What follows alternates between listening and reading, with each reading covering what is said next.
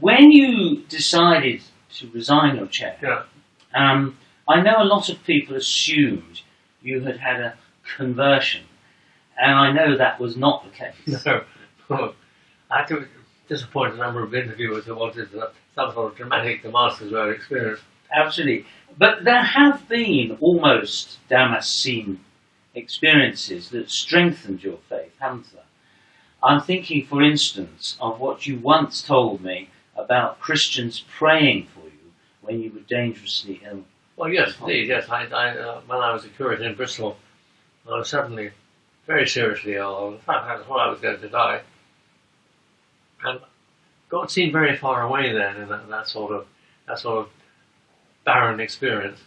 And I find it hard to pray, but I'm very conscious of people praying for me, my family, my church, some nuns who are great friends of mine, and so on. And I tried twice during the thing, had a sort of, I wouldn't call it a vision, but a sort of waking dream in which I saw one of these sisters in this convent I was friendly with, kneeling before the altar and praying for me, and I was strengthened by that, and grateful for it. And it was just an experience, really. And it gave me a tiny bit anyway, of deeper understanding of the communion of saints. Yes. Well, as I say, I never forget you telling me that many years ago. When I read your autobiography, I noticed that you say of that moment, God seemed very far away, and I could not manage to pray. Why do you think that was?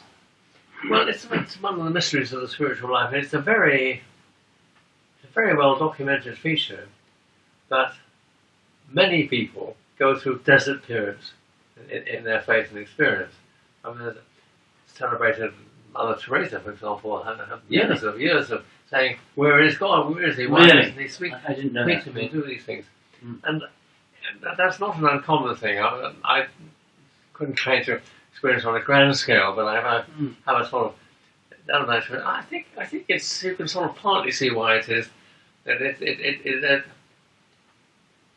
it's part of spiritual formation to hold on to God in the darkness.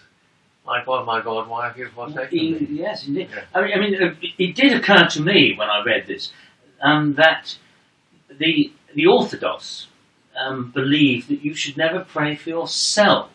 I didn't know that, actually. Yes, it's a rather strange concept, perhaps, for the Protestants. And so I wondered whether perhaps you felt that you couldn't pray for yourself, only other people can pray for you. Well, no, I think you can pray for yourself or myself. I think, as a saying to God, look, here I am. Could you possibly... Now, be careful. It's very, very easy to pray for what you might call shopping list prayers. You know, please, God, please do this, do that, do this, those things. It has to be a bit more sort of giving oneself into the hands of God. I mean, I very much like the Jesus prayer, which is so popular in the Orthodox Church.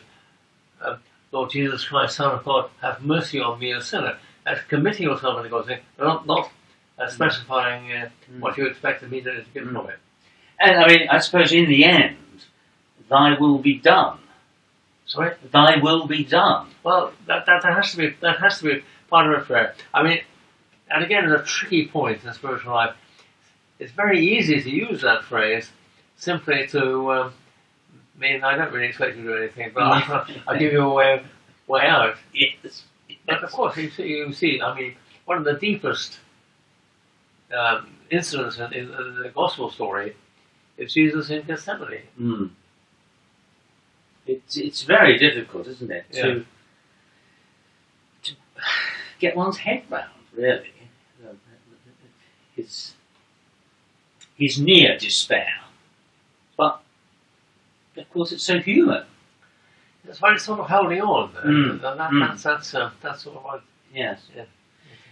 Recently, there's been a great deal of interest. One might even say scientific interest in near-death experiences. Yes. Now, do you think that they have any theological significance? Well, I'm puzzled by that. I think, first of all, they are near-death experiences. They're not death experiences for obvious reasons. And some of the phenomena, I mean, there's the uniformity very often in what people say, the light at the end of the tunnel, that sort of thing. But maybe that is just the way the brain reacts to absence of, or the diminution of oxygen. Maybe this is a scientific explanation. I mean, that may be what's going on. The reason I hesitate simply to say that is that people who've had these experiences, their lives do seem to be transformed by them. It isn't just it's this particular experience and it fades away after a few weeks.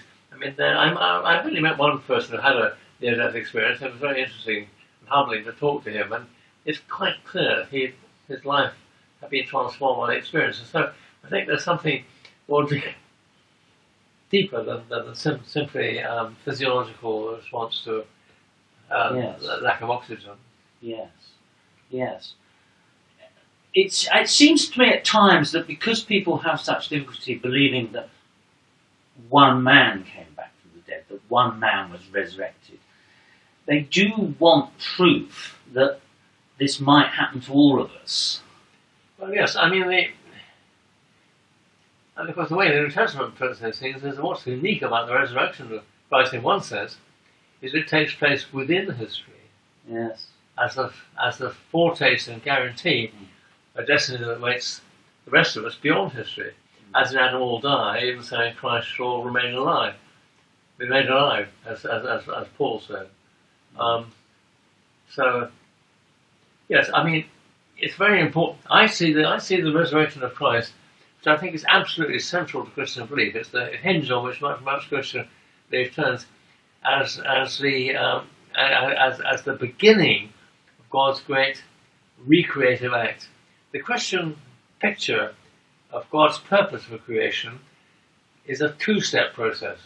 First comes this world, with all its strangenesses and costs and sufferings. But eventually this world is going to be transformed into the new creation,